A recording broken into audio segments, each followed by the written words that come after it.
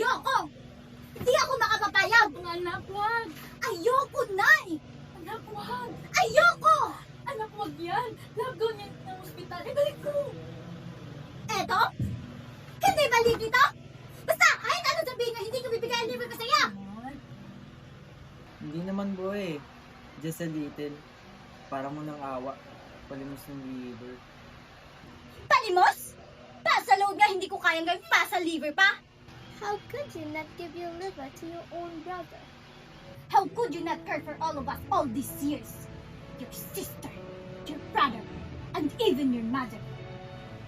Galing ng tiya. Straight English ah. Saan mo nakuha yun? Ayan, binasa ko lang, nakalagay sa script nakalagay.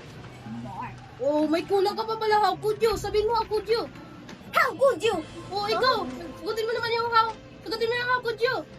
So tell us, how do we convince you? Wala kayong dapat to. At wala rin akong kailangan paliwanag sa inyo. Hindi ko pagkakait sa inyo, inay, dahil karapatan yung bilang mga anak niya. Pero karapatan ko rin pagdamot ang liver ko. English, please. My liver! Never! Kasi yung anak ko to! To! Get the ultrasound and prepare the patient. Yes, Doc. Yes, Doc. Nay, wala ko akong kasalanan, Nay. Siguro yun talaga may kasalanan, Nay. Hindi naman po ako, Nay. Tia! Ano, bakit? Kahit buti ka tayo ang kapatid mo. Hindi na kita patin. Pero konsensya ko pag namatay siya. Hindi niyo ako naiintindihan! Hindi niyo ako naiintindihan, Nay!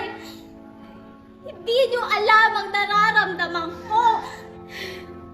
Ang alam mo lang ang pakiramdam ng asawa na iniwan ng asawa, pero hindi mo alam ang pakiramdam ng anak na iniwan ng ama! Hindi ako madamot! Wala akong sinabing hindi ko ibibigay ang atay ko! Pero hindi ko muna ibibigay! Kasi natatakot ako! Natatakot ako na kapag nakuha na nila, kailangan nila, iiwanan na naman nila ako! Ayoko na maiwan! Lagi na lang ako naiiwan! Ayoko na maiwan! Pero alam mo ba? Alam mo ba, nagpapasalamat ako sa ginawa mo pag-iwan sa akin?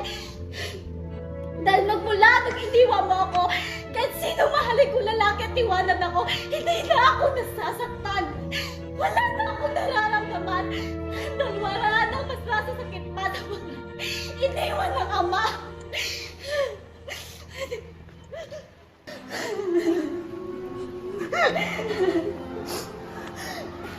Tia!